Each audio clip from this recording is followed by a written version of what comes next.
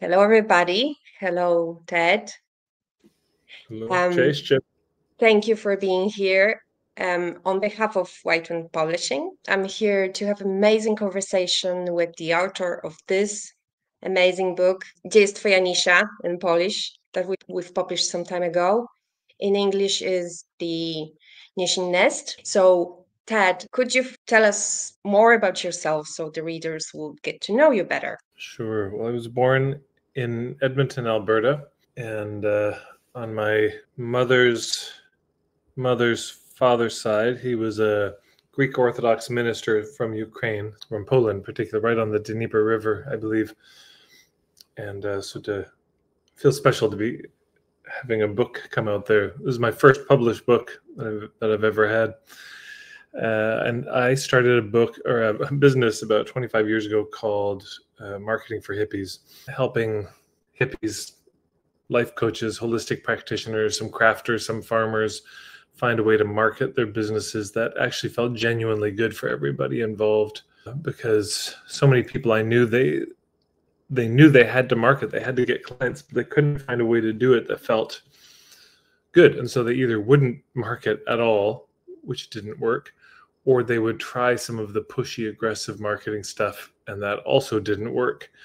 And so my work is about trying to help them find a different way where the marketing is ethical, effective, and also beautiful. And that brings us to this book, because this book is all about business, but also how you feel about your business and where you want to go with it and how you want to feel about doing whatever you're doing. First question, really easy one. What inspired you to write this book? Was it a personal need or outside inspiration? So many of the clients that I had, I learned early on about the importance of niching, about the importance of having some sort of focus, being known for something in particular for one's business. And as I spoke with clients about it, there was so much resistance to it. There was so much, I think, a misunderstanding of it. And there was a fear, oh, if I do that, it's going to limit me. And how do I start? And people didn't even know how to relate to it or look at it in a way that was supportive.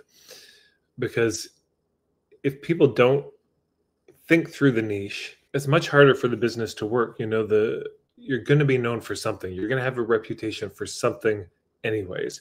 And the only question is it the reputation you want to have? You're going to be known for something. Is it what you want to be known for? So it's good to engage with this question consciously. And I found that a lot of people were engaging with it, if they did, sort of either unconsciously or with the wrong ideas in mind. And so this was my best attempt to say, this is how I see niching, and to offer some comfort and clarity in the process that could support people in doing it in a way that would work. Perfect. You actually answered a few questions for me already. Do you think that niche is important in both professional and personal life? If so, how? Interesting. Well, I would say this idea of the niche comes from the personal life. You know, business life is more recent in human culture than businesses. A friend of mine, Lewis Cardinal, who's a Cree leader, indigenous leader in Alberta, he said that his elders told him that, you know, when babies are born, as a mother, you know this, they come out and their fists are often like this, they're all curled up. He said the reason they come out like that is because they have gifts. They're coming with gifts to share. So they're holding them in their little hands. And so much of the role of a functioning culture would be to identify what those gifts are and to make sure that they're given the understanding that that child arrived in this place at this time for a reason.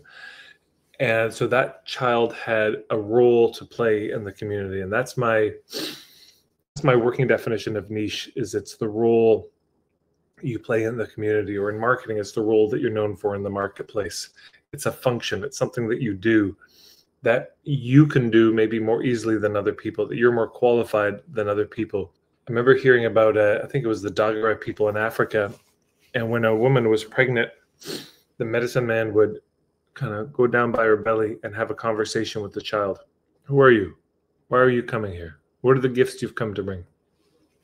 And so they would begin to discern what the the niche was. Niche comes from the French verb nicher, which means to make a nest. So that's why the title, the niching nest. It means you make a place where you belong, where you fit in the ecosystem, because every creature makes their nest or their home somewhere, some on the ground, some high up, some in caves, some under the water.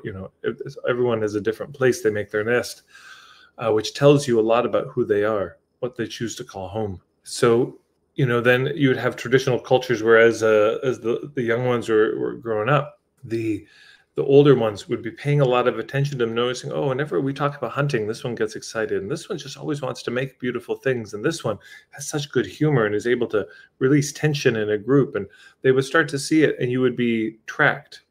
You'd be supported towards the giving of those gifts and towards the playing of that role. So this, I think, is one of the oldest institutions there is the understanding that we're not drones, we're not automatons, we're not just meant to be cogs in a machine at all, that we come with something sacred to give and to do in the place and the time that we're in, and that it's a real tragedy if that doesn't happen and isn't given.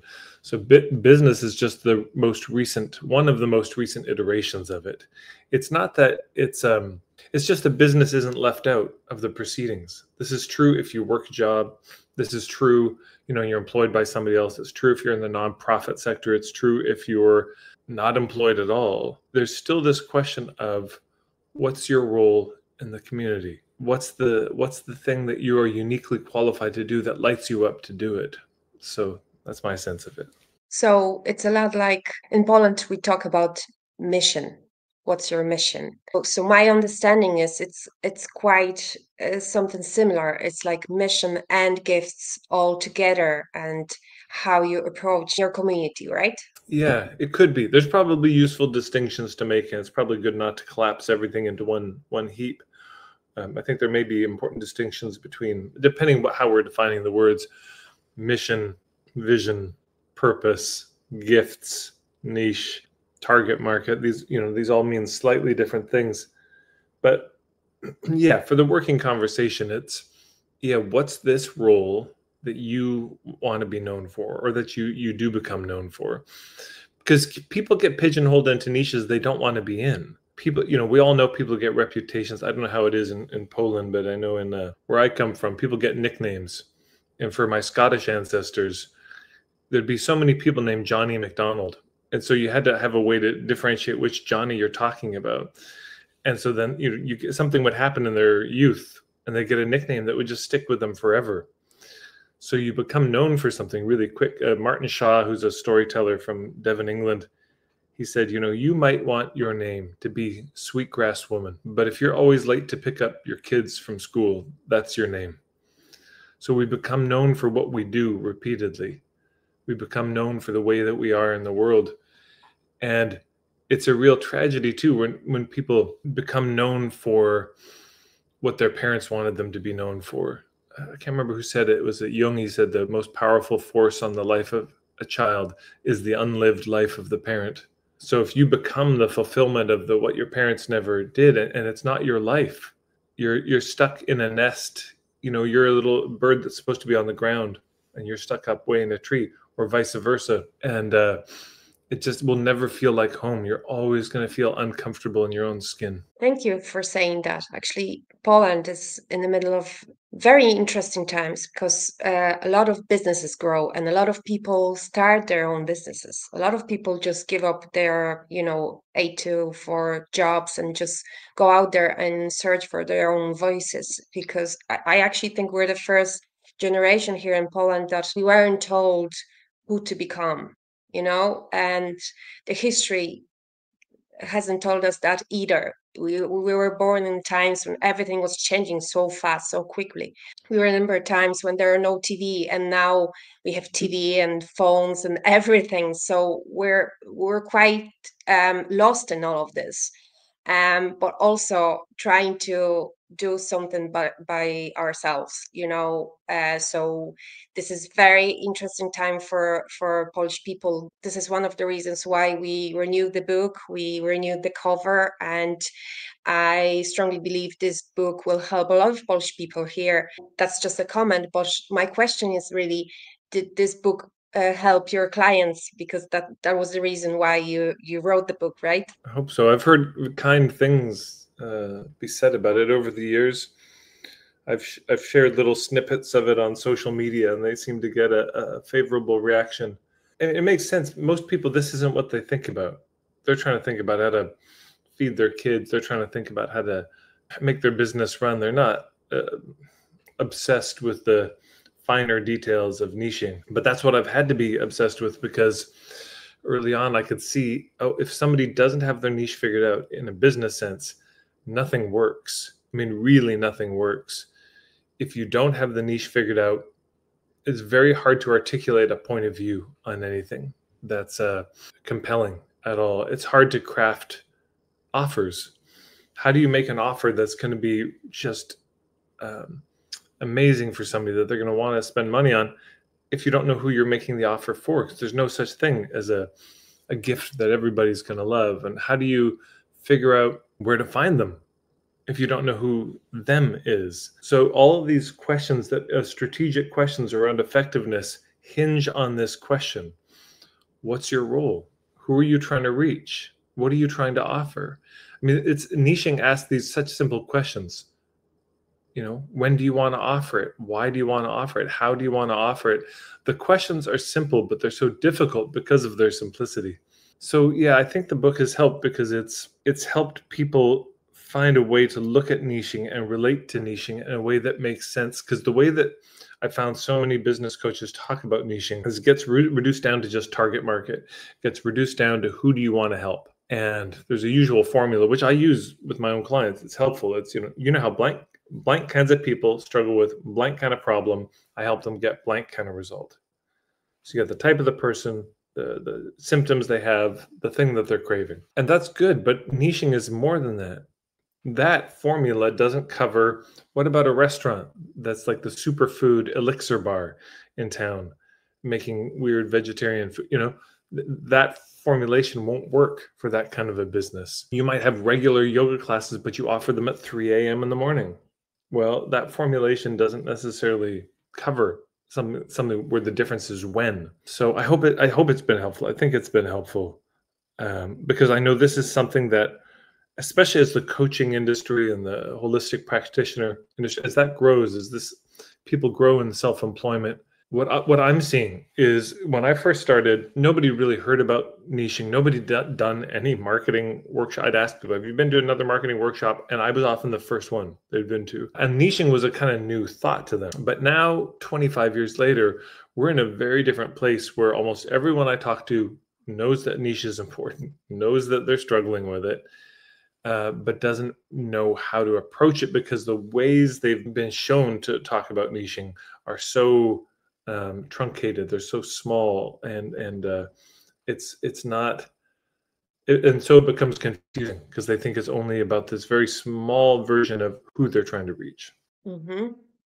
Perfect. I actually think this book is interesting also because it doesn't necessarily answer all the questions, but ask all the questions possible in terms of business that you want to have and the niche. And what I also like is that this gentle approach. Because I was also told that when you start a business, you have to think about your niche and it has to happen very quickly. Otherwise, you won't be seen, etc. And what you say in this book is that you have time. Don't rush it. Just make sure you have the right environment for niche to find you. Yeah, amen. It takes the time it takes. I mean, I wish in some ways there was a magic formula where, answer these 10 questions and your niche will be given to you. Put in €1, press the button, and the magic machine will just give you a niche. I think most of us would love that, some confirmation from the universe that's very clear. And in my experience, it takes time, or it doesn't, but we're not in control of it. Sometimes people get it right away, and they're the envy of all the other entrepreneurs. They just start off with this amazing niche, and other people, it takes a while to find the niche. And if we make ourselves wrong for that, if we beat ourselves up for, why, this should be happening faster. It happens as fast as it happens. But what makes it slower, what makes it harder, is if you don't understand what a niche is, if you start off with the wrong thoughts about niche, if you're having a bad map for the territory of niching, that's going to make it a lot harder. If you only understand niche as this instead of this, that will make the struggle much longer and maybe unending. Maybe the struggle never stops. And that's why I think this book helps to create this environment for the niche to find you, or for you to find the niche that it's right for you at the moment, right? What I'm curious about right now is, would everybody have their own niche or create unique niche? And the second question, is it the same for men and women? Wow. Okay. Let's take those separately. We'll do the easy one first. Would everybody have a niche? I think so. I mean, in business, out of business. Here's an example. You're out with some friends and you meet the friends of your friends. You don't know these people at all, but you have an evening together. You have a great time. And then you go to get their phone numbers. So we should stay in touch. And when you put them on your phone, you give them a nickname. You know, it's because you're at a taco place, or like Timmy Tacos. That's your way to remember them. You give them a funny little name, or you have a little, what we call a mnemonic in your mind, a little memory helper. And so we often do this where we associate people with something. My friend, Mark Walsh, he was in Lisbon, I think, in Portugal. He was out with a friend, local host, and he met 5 of his friends' friends. And some of them would say things like, yeah, I do acro yoga, and I do a little bit of tantra work, some energy healing, and some ecstatic dance, and I do some business coaching on the side. I'm a DJ. You know, they would list all these different things. I'm a butcher. I'm a baker. I'm a candlestick maker. You know, 3 completely different things. Some people just have one. I'm an accountant, or I'm a coach, or whatever. And when he left, he realized the ones who had one thing, he could remember them all. The ones who had multiple things, he couldn't remember any of them. That itself becomes a reputation. What does this person do? A bunch of hippie, holistic, woo-woo stuff. That's the reputation. They haven't figured out their thing. That becomes your niche. That becomes your reputation. That becomes what you're known for, which isn't the end of the world, but it's at least good to know that that's true. Yeah. Now, okay, is niching different for men and women? I don't know. It seems that in traditional cultures, there was certain work that was generally reserved for men and certain work that was generally reserved for women. It wasn't that the women couldn't hunt. Of course they could. I probably did, you know. But generally that was left to the men. Could the men make food? Of course they could. But generally that was left to the women. You know, who took care of the fire, the hearth in the home? That was generally the women. Did men know how to do it? Yes, but that was reserved for them. So within a certain cultural context, I think to some extent your role would have been prescribed. And I think if the culture was really cooking, there would be an eye towards all sorts of exceptions on that. That maybe this person didn't quite fit the work of their gender. And with some conversations and some, you know, they might find a different path. But then it's bigger than that, you know, because here's the trouble. And this is also this image of the nests is helpful. If we could imagine coming up with like a business niche, it's this tiny little nest, but that's held within this larger nest of the mystery of gender, you know, in a traditional culture. And what does that say about our role? Because it's not just that different work for men and women, but different reasons for being in the world. Different parts of the world that are your responsibility to tend to. But then there's a larger nest, of course, than gender or culture. There's this nest of, why are humans in the world?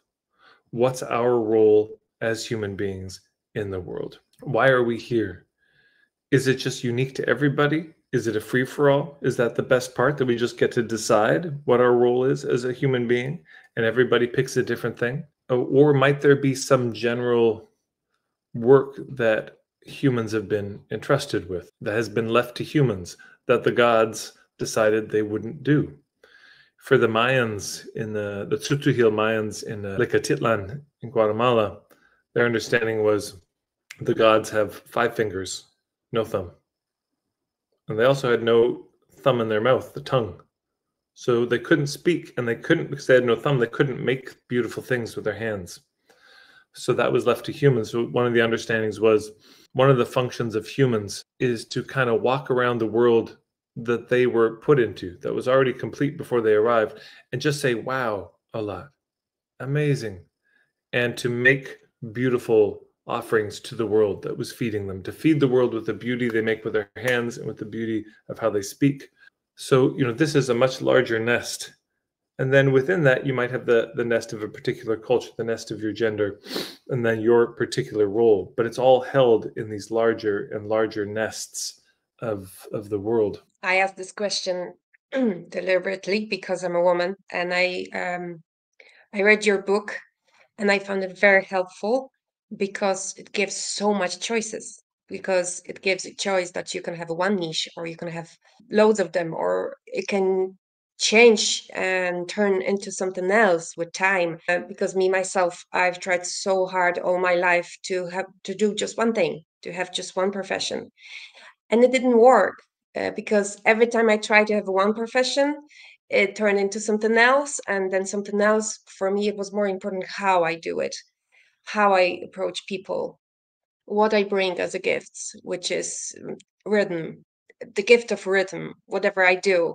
If it's writing or spontaneous dancing I'm doing for a community, or laughter yoga I do for community, it's me being me. So I was really, when I was reading your book, I was really like, can my niche be me? Can I be Eva, known from being Eva? Or do I need to have one particular thing that people will remember me from? I feel quite good doing a lot of things. I do less than before, because in the past I've been doing too many things, and it came from my head. It wasn't straight from my heart, which is now it comes like a wave. Sometimes I do this and sometimes I do that. Maybe it's just I'm in the process of finding one niche, but I like to think about this, that I don't have to know right now, and maybe I will find one, but maybe I won't. Maybe I'll have multiple amount of niches. But I do believe, and today I know that this book is for both men and women, because my brain had fun reading this, and my heart was also filled with love and understanding reading this. So thank you so much for this book. And if you have any comment about this, what I've just said. Well, one of the parts of the book is this idea of the niching spiral, that I think the mistake a lot of people make. This was one of the first things that had me write this book. It was one of the first major insights I had around niching, was that people would start over here at point A, and they would say, I have no niche. And where they wanted to be was point B, where they had a niche. Easy. Mysterious process in between, and they go from one to the other. But then they would get to point B, they say, I have a niche. And then 3-6 months later, this isn't my niche. And they'd feel like they failed. And I have to start again from nothing. No niche, back to niche. Oh, that wasn't quite it. Starting again, no niche to niche. And it's very discouraging if you hold it in that way, because it just feels like you're digging a hole and then filling the hole, digging a hole and then filling the hole.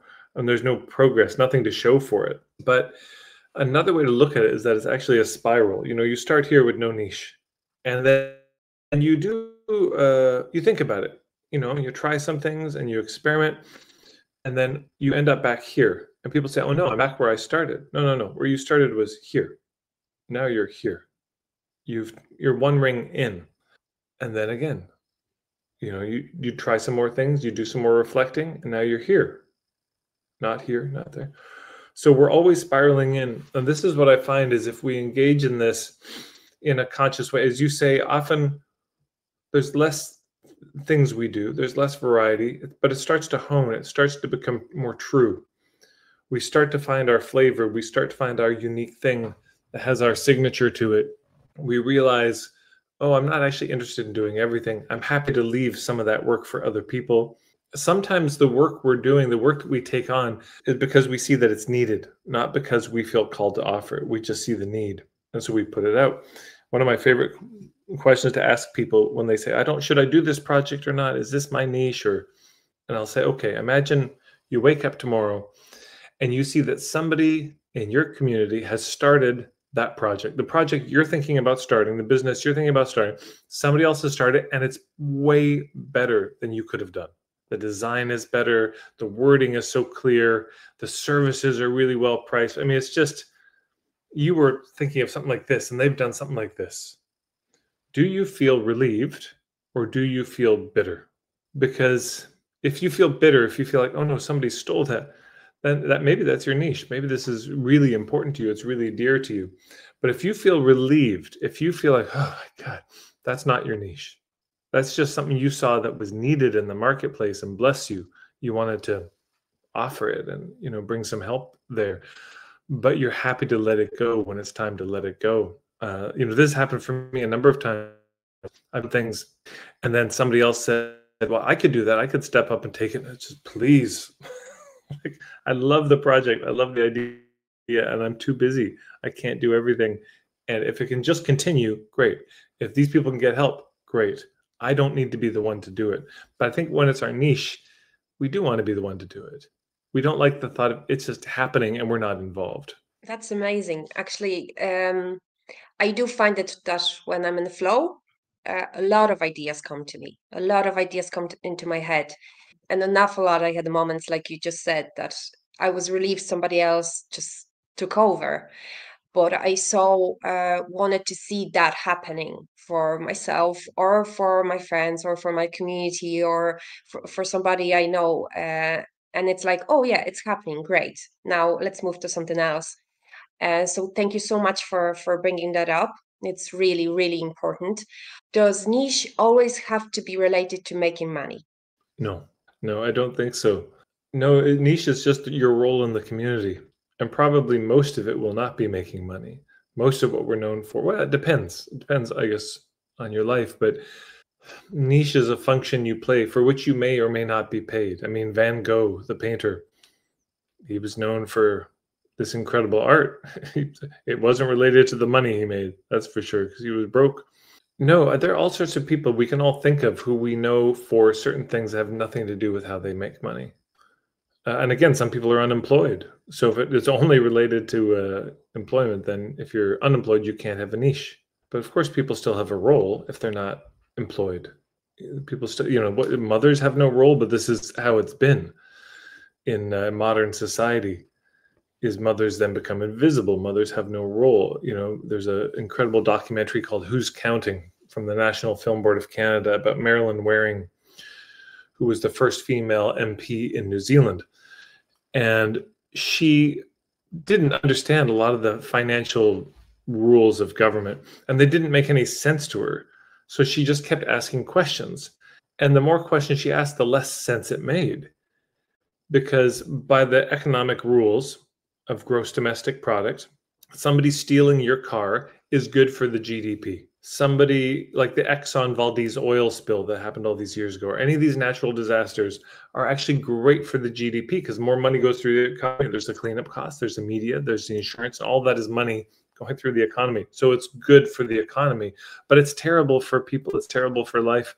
And in particular, if you realize that women's traditional work, raising a child, is actually considered a debit in the economy.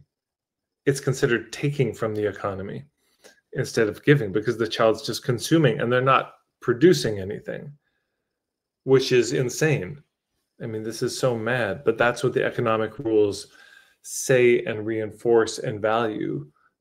Typically, sort of men's work valued, women's work not valued, because there's no money going in. But is anyone going to seriously, with a straight face, say mothers don't have an important role in a society or a culture? Yes. Thank you for saying that. I'm a mom, so I'm glad to hear that. The other thing is, we haven't mentioned actually that.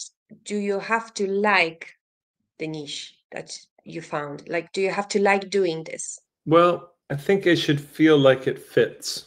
It should make sense to us. One shorthand way, and there's more to say, but one brief way to talk about niching, particularly for people maybe in the healing arts, would be that your niche is a braiding of these three things.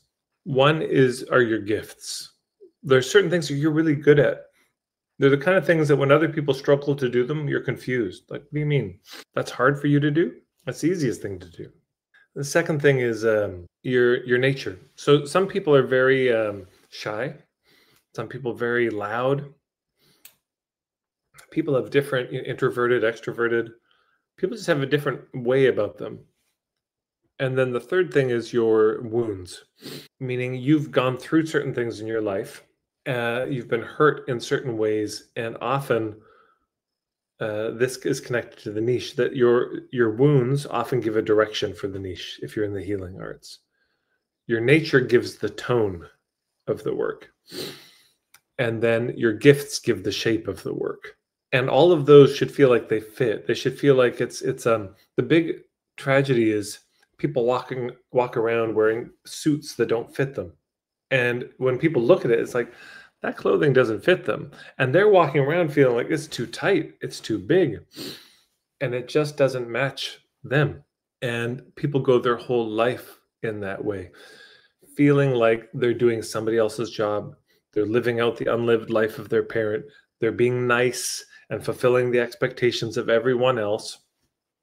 But it's not them. Deep in their heart, they feel like, oh, this isn't what I'm supposed to be doing. Yet they do it. So I don't know if it's supposed to feel good all the time or you like it all the time. Some people, they decide I'm going to be a plumber. And it's not like this is their great passion or their great dream, but they're good at it. They love helping people. This is the way that they found. And they found a way to, make it their own. I don't think always, there's also, I suppose, a distinction to make between our role in the community and then maybe our role that we want to be known for in the marketplace. And those may not be identical. You might be known for one thing in the community, but then at some level in business, it just becomes a business decision, a bit of, okay, well, what's the need in the community? What are you good at? What can you get paid for? What do you love to do? And how do we put these things together? And that may not be identical to the rest of your life. From what you said, I picked that when you find your niche, you can become more happy with yourself and happy in your life. What are the other greatest benefits of finding the niche? Well, if we're talking about it in business, really everything gets easier. Everything gets very smooth once the niche is figured out. One of my clients, her niche is helping people who are co-parenting with a narcissist. That's her niche. Another fellow, for a while, his niche was he helped dads who went through a really brutal divorce to rebuild their life and create a life their kids would be proud of.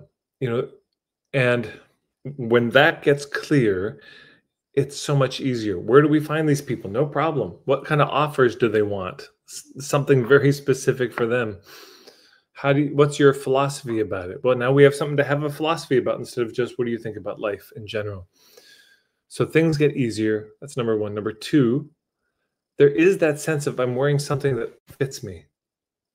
You walk taller. There's a bit more swagger as you walk. There's more confidence because you don't feel like you're trying to be somebody else, which is very hard. And then you always feel like you're faking it. You always feel like it's a lie, that you're pretending. This is the imposter syndrome. I think sometimes the imposter syndrome is we are actually being an imposter and the feeling is real. It's not a disempowering belief. It's like you are trying to wear somebody else's clothes and it shows and people do notice and you notice. It also, it makes so much of marketing is word of mouth. So much of marketing in the long term, it's all reputation. It's all, oh, you want this kind of food in town? You go to this restaurant. You want help with that problem? You go to this person. You're looking for this kind of thing? You go to that shop. We all, over our lives, build this kind of database in our head of where you go for certain things. And if people can't figure out what you are or where to put you, they put you in this box of nobody knows, and so your name won't come up very much. But when you have something particular that you're known for, assuming it meets certain other criteria, the word of mouth spreads faster. And also, you don't have to reinvent all the time. The clearer we get about our niche, the more of these spirals we do, and it gets simpler and easier. as we get closer to the center. Because every time we start a new business, we pick a new niche. In the beginning, that's a lot of it because we're experimenting, but it's very expensive. Expensive time-wise, money-wise, energy-wise. It's like when an airplane takes off, 90% of the fuel is used just to get on the jet stream. That's almost all the fuel is to get it up there. Once it's there, it just coasts. So it's the same in business with niching. Figuring out the niche, it's so much work sometimes. Once you've got the niche, but if you're doing this all the time, you're burning a lot of fuel, and this is how people burn out. So it's worth, I would just say, it's worth really pausing around the niche, knowing, okay, if I have to redo this too many times, that might burn me out. So let me slow down now and do this properly. Let me really think this through. Let me get as clear as I can. And there is a limit. You'll get to a certain point where it's like, well, I just don't know anything else. That's all I've got to work with now. Okay. So first you reflect, what do I think my niche might be? Then you try something that's based on that. From trying it, you'll get clear. I call it the 70% rule. If the niche internally is 70% clear, just do stuff. Try something. Get out there. Do something small. You don't have to, you can date your niche before you marry it. You don't have to build a whole website and change your brand name and get a tattoo on your arm with it. You can just try a little workshop. You could try a little offering. You could try selling that kind of pie at the market and see how it goes. You don't have to change everything, but you try something small and then you see from the feedback, how did that go? Did the market respond to it? Did I actually like doing it? I had a friend who was thinking about doing yoga for kids. She was really excited this was going to be her niche. And I was having all these ideas for her that night. And the next morning we talked and I was so excited. I had this list of ideas. So I'm excited to share. She said, I don't want to do yoga for kids. So what? Yesterday, just like not even 24 hours ago, she said, yeah, I thought about it and I realized I could do it once a week, but not every day. So that's an example. You have an idea and then you reflect on it. And in the reflecting, you realize, oh, it's not quite this, it's more this. And then you do something and you just keep, that's how you go around the spiral. You reflect, you do stuff. You reflect, you do stuff, you reflect, you do stuff, until it gets to some place that's more true. Okay, so it's a process. In your book, we can also read about the doubts and the fears and the blockages we often have trying to find the niche. I actually think it's very, very important part of this book because I do know people who are lost and then they give up on something that was important to them only because they didn't have enough of faith or self-esteem or just didn't feel confident enough, didn't know themselves enough. For example, I was stressed today before we started. I was stressed half of the day today because I haven't had the interview in English in a long time, but it didn't mean to me it's not for me. It didn't mean to me that I have to stop doing this because I'm too stressed. I was motivated and I knew that I was stressed because I cared, because it is important to me. But I have all this knowledge about myself. That's why I work with people. But other people, especially young people nowadays here in Poland, they're very, very lost. They have no idea what they're good at because there's so many things right now to do and there's so many ways of getting placed to places. So what's your advice for young people just starting their careers? Wow, that's a great question. I would never have thought you haven't interviewed in English in a while. I mean, your English is fantastic. My advice to young people, well, try a lot of stuff. When you're young, you have the energy. You've got the fuel in the tank for a bunch of these that you don't as you get older. I'll just say that. Don't wait to experiment till you're older because you've got less energy. You've got less capacity. You're just going to be more tired as you get older, almost certainly. And so try a lot of things and follow your curiosity, follow your interest. And you don't have to commit to the thing you're trying. You don't have to say, I'm going to do that and nothing but. One of my friends, Sean, he has a documentary that got made about him. It was called 50 week jobs or something, but over a year, he did 50 jobs. Every week he worked at the fire department. He worked in a bakery. He worked in an office, and they would take him on, and they filmed it, and it was him trying to find out what he loved to do. And so you want to try a lot of things just to see, get yourself exposed to a lot of things, because it's possible that the thing that you are drawn to or think you should be drawn to, it's not you. That's your parents, that's your grandparents, that's your friends, that's what TikTok and social media are telling you to want. So that's one. Try a lot of things. Number two, take some time away from the screen, some real significant time. Turn the phone off, get off social media for 3 months. Just put up a little post saying, I'm taking a break. Because being on the receiving end of the algorithm, it's not your friend in figuring out your life purpose. Get out into nature. Have some time really quiet where you can start to listen again. And number three, I would get some help. There's people where this is their thing, is helping people, particularly young people, figure out what to do with their life. Get some mentors. Look at who you envy. Look at who you admire. Oh my gosh, I love their life. Talk to them. Have a lot of conversations. That's probably the best experiment to do. Just talk to a lot of people doing the kind of industries or the kind of work or the kind of thing you're thinking about, just to see what is it like in real life. Maybe they'll let you show up and be there for a week, to help out. That would be my main advice. Thank you so much. So the last question then, if I may, who do you think this book is for?